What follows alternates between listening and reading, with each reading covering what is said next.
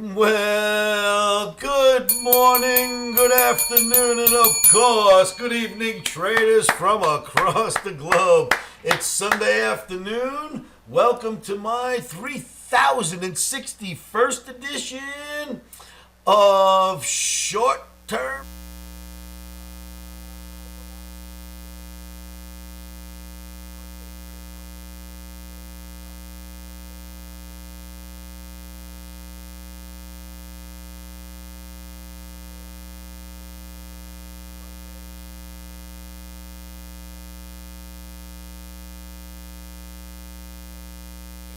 Seventh, 1987 rings a bell to me. If you're a metals trader, take tomorrow off. It was one of the worst days I can remember in the metals career on the trading floor. Was April 27th, 1987. In fact, it changed the trajectory of my career and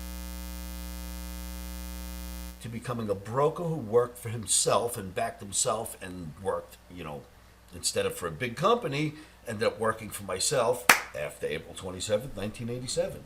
So things can happen even in a bad market. Traders, NASDAQ overall neutral across U.S. indices from the OMNI.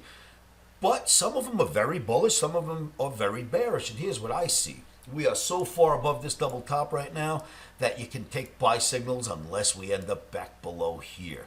So I say an Oscarism could happen for trading on Sunday night, Monday. Be ready. But the overall Omni is neutral across all the indices. But look at this market. How far above the double top do you need to get to say it's gone?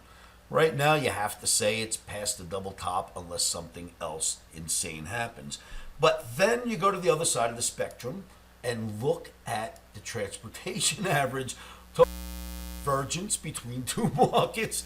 Transportation average, boom, NASDAQ through the roof.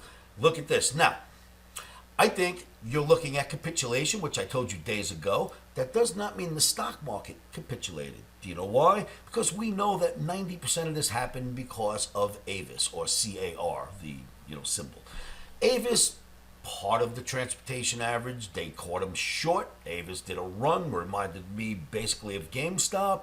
Avis took the transportation average into capitulation, but that doesn't mean the other markets have to capitulate because they weren't part of that. A portion, there's several stocks in the transportation average. One of them went, but that doesn't mean the whole market deserved to look like this. So we'll take it one day at a time. Real divergence between NASDAQ, S&P, and of course your transportation average. Well, NASDAQ, S&P still look pretty good unless something insane happens. I think we're still in buy the dips mode there. We'll take it one day at a time. That brings me out to the Omni Trading Token, OMNIAX. I have to give this thing a round of applause. Since we started the Omni Trading Token and you all started it with me, it has done tremendously well. Look at this chart. Goes from the left to the right in an ascending wedge, meaning it should fill this in towards the top side of that wedge and go up as some time passes.